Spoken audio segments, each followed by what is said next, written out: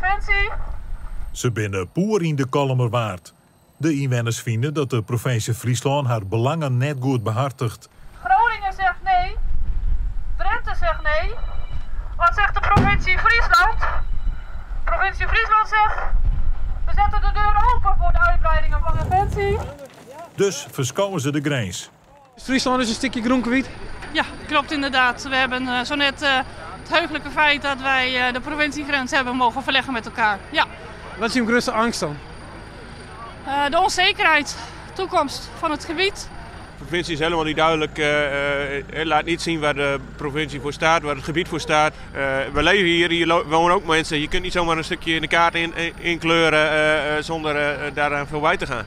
Er wordt in de Kalmerwaard rondgezocht voor de opslag van munitie en een oefenterrein voor explosieven.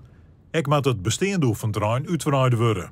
De inwoners begrijpen dat er wat gebeuren moet voor de veiligers, maar de Kalmerwaard is echt net geschikt, zeggen ze. Als je hier ziet, wij hebben 1600 hectare defensie in de Marnewaard. Dat wordt in de uitoefening met de oefeningen in het gebied al vergroot. De gebieden die we hadden voor toerisme, dat is al beperkt. Dus we worden al belast. Dan hebben wij de vliegbewegingen vanuit Leeuwarden, die nemen steeds meer in dit gebied toe. Ook de oefeningen nemen steeds meer toe. Dus we hebben al. Dan zijn we nog een mijnbouwschadegebied. We hebben gaswinning.